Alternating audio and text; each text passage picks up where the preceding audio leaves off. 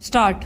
Madam Deputy Chairman, I rise to participate in this discussion not with a view to ventilate particular grievances or to secure concessions and relief in the taxation measures. I am one of these who believe that there is no justification for additional taxation unless the conditions laid down by the Taxation Inquiry Commission are complied with. It was a commission presided over by no less a person than Dr. John Mathai, one of our illustrious finance ministers, and it laid down that there was no justification for any additional taxation unless we complied with 2 or 3 conditions. One condition was that whatever tax was realized was being properly spent, that there was no wastage or superfluous expenditure being incurred. The Commission had pointed out that out of every rupee that was being raised by the government, 60 paise were being spent on administration and about 20 paise were being spent on social services including education, etc., and the balance for other things. Another was that whatever tax was being imposed should be realized before we brought out measures for fresh taxation.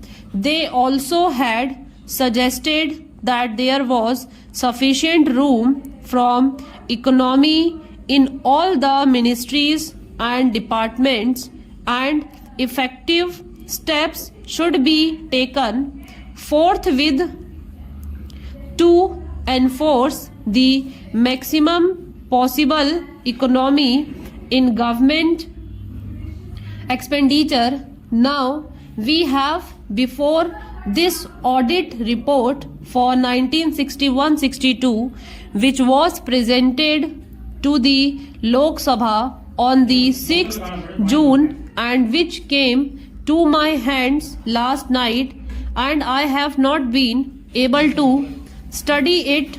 I find that during the last 5 years we have imposed additional taxation, and at the same time our revenue expenditure has gone up by about rupees 42 crores. So on the one hand we say that we are raising this money, these taxes, for the implementation of the plan, and for that reason every chief minister and ministers go about saying that we want money for the implementation of the plan.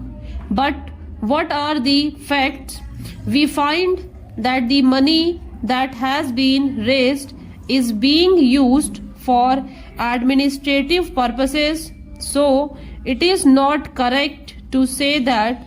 On the other hand, it is not proper, because you must know that no plan, however well balanced and well thought out it may be, can be implemented in a democratic setup unless you can enthuse the people. We have been depending either on foreign aid or on indirect taxation or deficit financing, and more than once I have pointed out that these measures will not help to enthuse the people, and unless the people are entrusted, we will not have any successful results. So far as planning is concerned, now it is necessary it is time that we should take stock of the situation, for we have had 14 years of freedom and 12 years of democratic rule and of planned economy. What are the results? I am not one of those who minimize our achievements. We have had some achievements which are remarkable, of which we can be proud.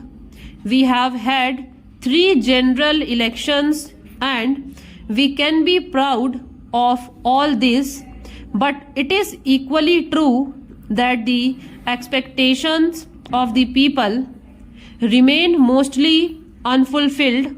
They remain unrealized. What are the expectations of the people? They wanted an adequate supply of drinking water. They wanted a little more wholesome food in their stomachs, a little more clothes on their bodies, a stronger roof over their heads, freedom from the clutches of the corrupt officials and the grabbing intermediaries, and speedier justice. But what have we done? Have we been able to satisfy those expectations? I can say no.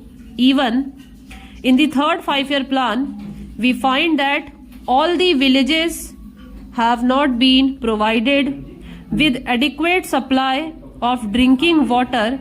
And as for food, only the other day the finance minister himself admitted in the other house that there was adulteration of foodstuffs all round. No, only that a former health minister admitted in this house that it was difficult to get any article of food unadulterated. Then what is the use of talking about pure food articles and of other health facilities when the people are getting articles which are as good as poison? They are injurious to health.